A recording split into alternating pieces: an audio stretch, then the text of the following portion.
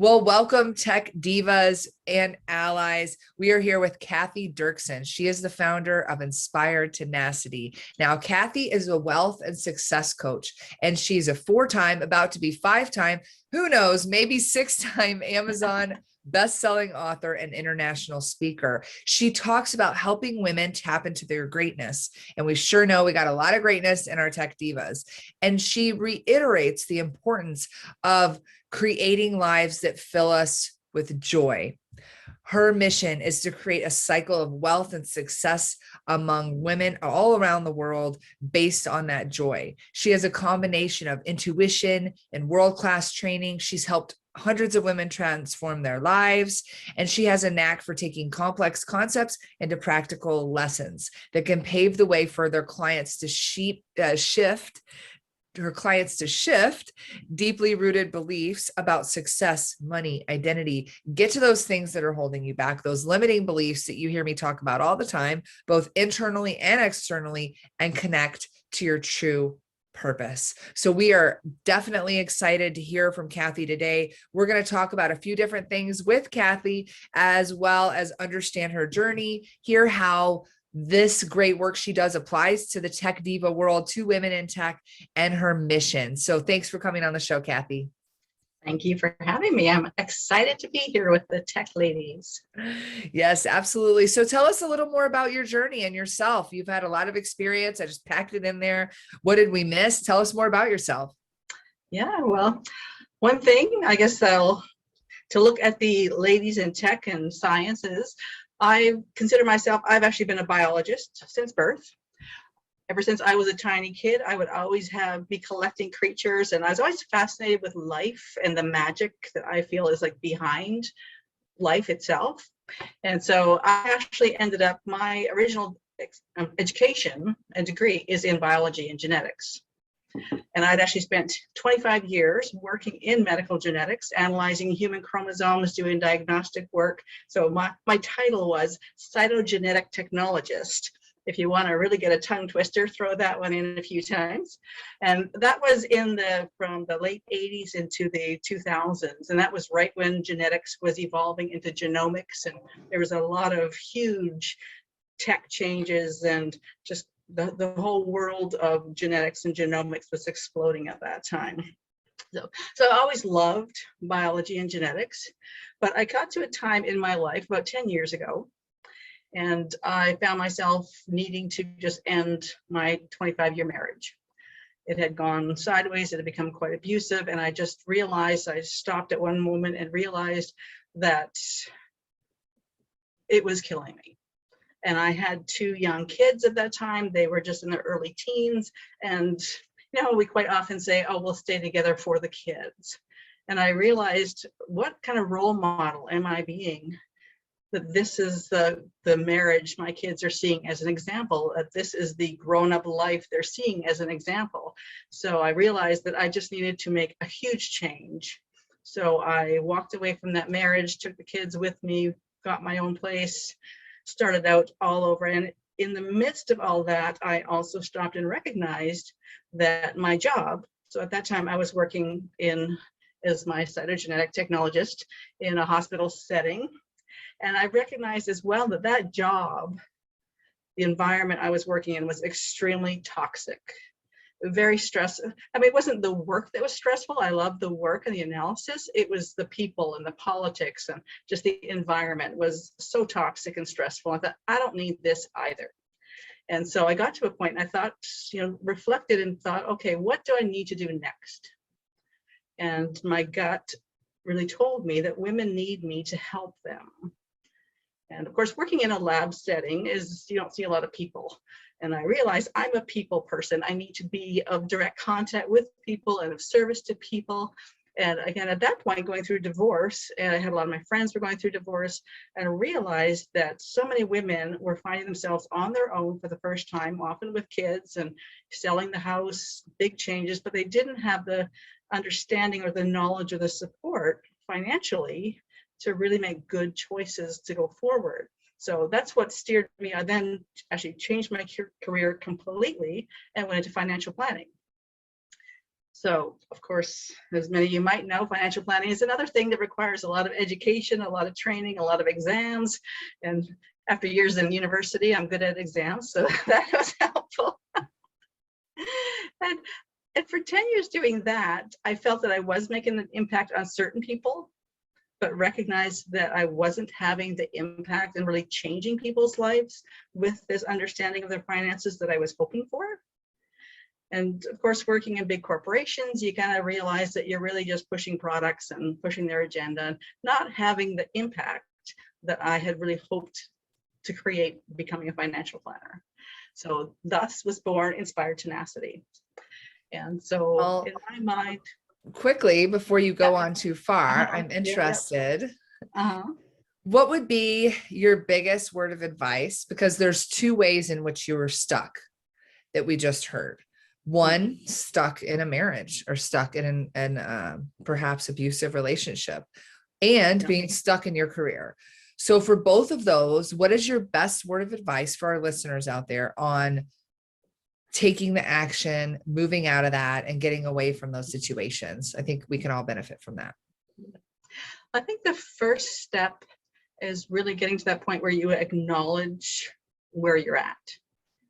Because quite often you get trapped in that day-to-day, just doing it, and then you realize like years have gone by, a decade's gone by, that you've been caught in this situation that you haven't been happy with. So when you get to that point that you recognize that something has to change, that to give yourself permission. I think for a lot of women, that's one of the hardest parts that we have to deal with, because we tend to not look after ourselves, not put ourselves first. So that whole process of allowing yourself to put yourself first and to recognize the role model that you're being for other people around you, and just go to it. Step up and excellent. Go. Yeah, great advice. And then we have the birth of Inspired Tenacity, something I hope everyone out there has, but for you, it has another meaning. So tell us more about that. Yeah, so kind of in my process, I've again recognized I could give people all of the information they needed financially to make different choices. But people don't make those different choices, even with the information and the support in most cases. And then coming to realize that to help people in a financial way, we really have to step back further, because it really is our mindset and the way we talk to ourselves and the kind of what's going on between these two spots here that actually is what controls our financial success. So if we've grown up with the mindset that there's never enough money, I'm always broke, I can't pay the bills, as long as you keep saying that and living that reality, I can tell you all kinds of great investments or strategies for saving, or ways to save on your taxes, but you'll tend to end up in the same place.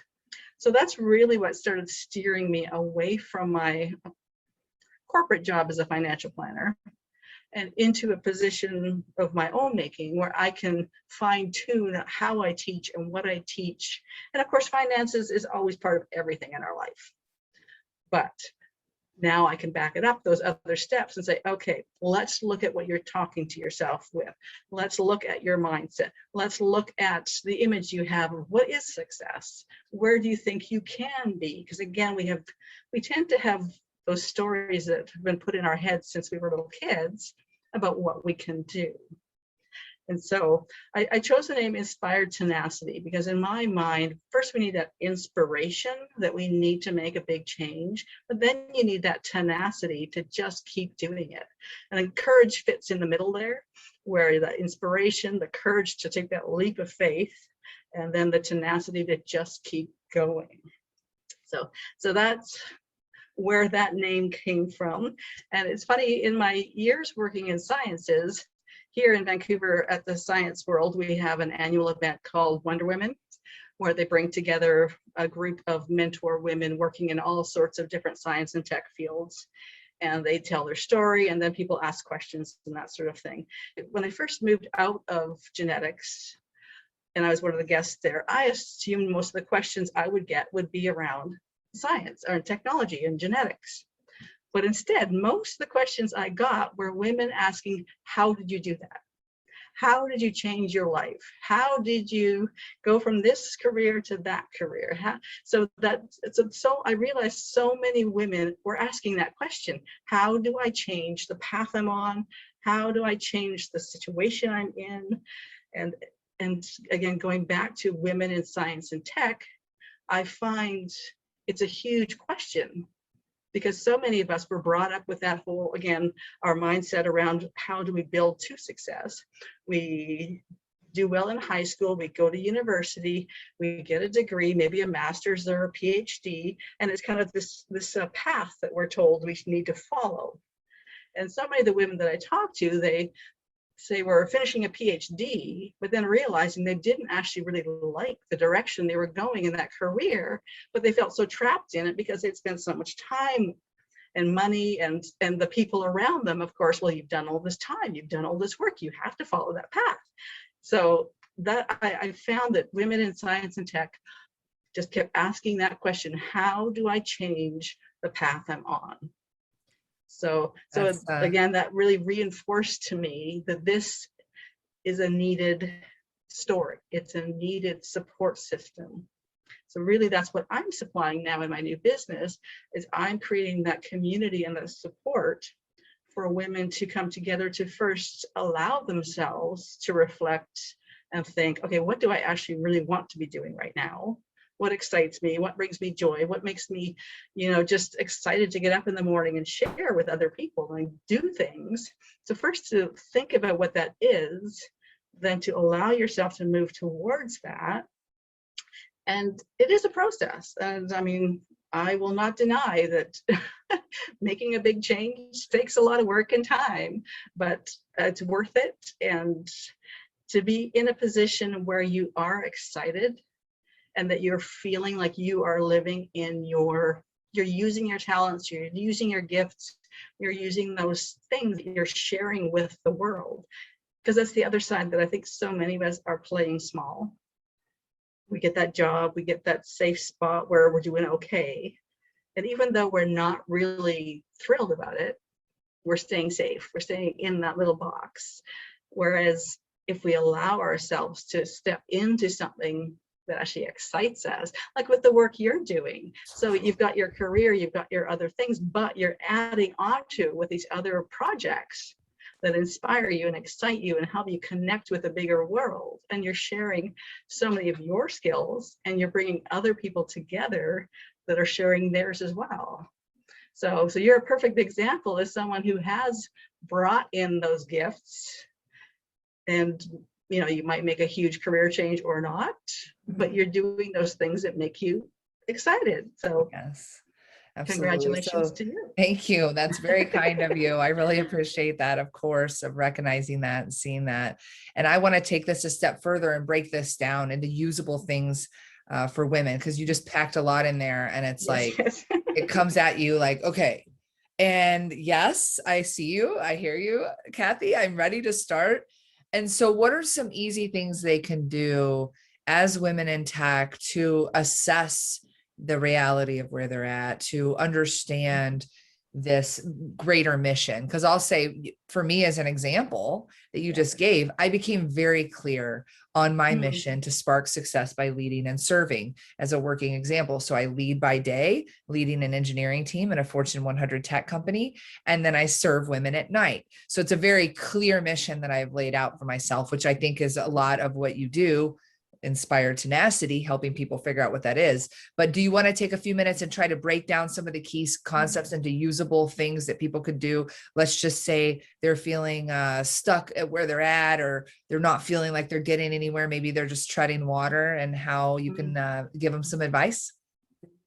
Well, the first thing I would suggest is, sort of, again, part of our culture has taught most of us to not listen to our gut, to not trust our intuition.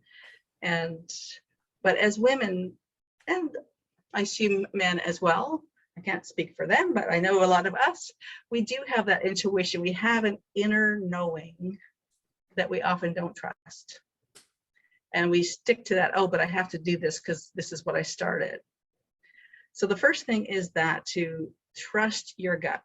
So when you feel that you have that inner yearning or calling, just that feeling that there's something else, there's something more, then that's one trigger to help you to realize, okay, I need to look at something else, or, you know, what is this telling me? Another part is looking at what you are doing day to day, and do you feel like you have an extra skill set or like an extra talent or something that's not been, that could be used where you're at, but isn't being incorporated into that? And so that's the other side of it. Sort of look for those opportunities where you can use some of your gifts and talents more in where you're at. So those are kind of the ways to first recognize if you think that there is a change that you need to be making.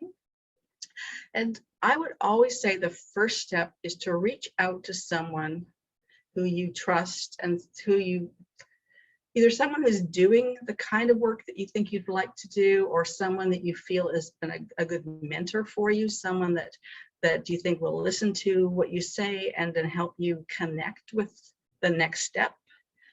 Connection, I feel, is a really key ingredient in any kind of change.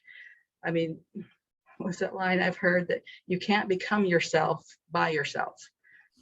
So it's almost, we need, like, just like raising children, right? It takes a community for us to actually become ourselves, that higher level of who we can be. So look for mentors and look for a community, like with your Tech Divas, where you've created a community of women that are curious, they're lifelong learners, they're looking for those things, and throw it out there in a community like this and say, hey, you know, I think I'd like to do something like this. Has anyone ever done that? Or, hey, does anyone know somebody that does this kind of thing or would be willing to talk to me about it? And I think a lot of us are scared in a lot of ways to talk to people that we don't know yet, because we think, well, why would they want to talk to me? Why would they want to give me any advice on working in that area or how to do that? But that's one thing I always tell my kids too. It's like, people are just people. So even people that are like the top of the line in most things, most people want to help and they want to tell their story and share their path and their story. So reach out, be in a community, don't try doing it yourself. Those are the first things that I would really encourage people to step out with. Those are some great words of advice, and to make it practical, if it's someone you're intimidated by, because they're awesome, because I do believe in the spirit of what you're saying, go big, go for someone who is doing what you wish you can do, and use it in the frame of an informational interview. I would just like to do kind of an informational interview, just get to know you, nothing to prepare, would just love, I think pick your brain starts to cross a little bit of limits on people, because they start to think, I personally avoid pick your brain, because it's like, wait a minute, I like to understand, seek to understand. Right. And I love what you're saying. Then you may find out, share their wisdom or their experience. So. Yes, because you can ask, what is it like? I want to do this, but I have 2 small children. So is this a career I could take? Right? If you want to be a football player and you don't like to get hurt, maybe that's not something you want to do. That's a really silly example there, not the best one. But I do like what you said about, you know, really listening to what your calling is, joining a community of women. That is what we're all about, and that's what can make us stronger. So as we come to the end of the episode, I'd like for you to kind of share your biggest success secret. What can really help us get better? Because when I listen to you speak, I just imagine this journey, and it's a journey. It's not about the destination, which you do need to know. As you rightfully pointed, you can't get from where you're at to where you want to be if you don't know where that is, like GPS. Otherwise, you're just driving around. But to get to where they want to be, what are some last minute things you can give to our Tech Divas? I think one thing is give yourself permission to imagine. So to imagine outside of what you would normally think of. In this current reality we're living in, where everything's gone online, and the whole world of careers has diversified so much, and even the overlap in different careers, like say I went into biology, but now I want to go into computer sciences. There's so much overlap in those things now that you can mix there. There's a need for that mixing. So whereas 20 years ago, that biologist would never talk to that comp sci guy. There was no contact there. Whereas now they're working together intimately, just having that, they can't go without each other with some of these more complex projects that are being worked on. So just allow yourself to just think outside of the normal path. One of my big pet peeves when my kids were little and they'd have the career days, and it'd be, do you want to be a doctor, a teacher, a lawyer? Or, they have like these 5 little options. You have to pick one. It's like, no, you don't. Think big, think more. Be creative, use your imagination. As they say, if you can dream it, you can do it. I think that's over here somewhere on my desk. Yeah, So I agree with that. And there's one thing that's for sure, you can do anything in the world of technology that you find passionate, that you're connected to. But there's one thing that's for sure, you can't do anything without it. Like, technology is a given. Yes. So there's lots of ways to find your joy. Yes, yes. There's lots of ways to find your joy and continue to pursue that, which sounds like things that you love exploring. And the last takeaway I had from listening to you is you talked about being stuck and you've gone down the road and you've done the things very parallel to what you mentioned and started the show with, which is family, right? So a lot of parallels there where you do everything, you get married, you have kids, you do these things, you need to be this mom, you need to be this person, and really taking the time to give yourself permission to ask, which is something that you've done and overcome. And it's not an easy task, but just the same as a career change. You go and you do the career change like you did. So there's just a lot of parallels there. When I kept thinking, I'm like, wow, is she talking about a relationship or a job? Because they're one and the same, and that we get this one amazing life to live. And I think you and I share the commitment to having joy at whatever cost that is in the long term. And sometimes that means a short-term pivot, a challenging time, maybe some tears shed, maybe a lot of tears shed. But there's always something for you if you have the mindset. So kudos to you for leading with that. I feel your energy through the show that, you really do want to let people dream big and then help them achieve that, whether it's hacking their mind with your science, their heart with your mission there, or maybe their wallets. So lots of wisdom there. Did you have just anything last thoughts before we leave? I just want to go back to the importance of community and connection. And in my mind, well, I guess in a way I could say my mission in my company is actually to create that cycle of wealth and success among women, as you mentioned earlier. But in my mind, that comes through community and with us all lifting each other. That quote that the rising tide lifts all boats. So to me, that's the most important thing. Communities like yours, lifting each other, inspiring each other. So again, thank you. Yes. And you can lift your finger and click subscribe or like. Just kidding. I love that quote. I'm kidding, but not kidding. If you like this content, please follow it. I think 78% of people that watch things on YouTube from us are not subscribed. So I'm always happy to throw out that call to action. But I agree with you. The rising tide raises all boats. Together we can do more. And it's through the positive vibration and energy, which does exist in my head, at least, that you really can. It's a ripple. Do it. Yes. Effect, right? Yes, it really is. So if people want to get a hold of you, they're feeling inspired and tenacious and want to reach out, where's the best place to do that? My website, very easy, inspiredtenacity.com. And you can also find me on LinkedIn. So I'm connected here with Nicole. So you can find her, you can find me.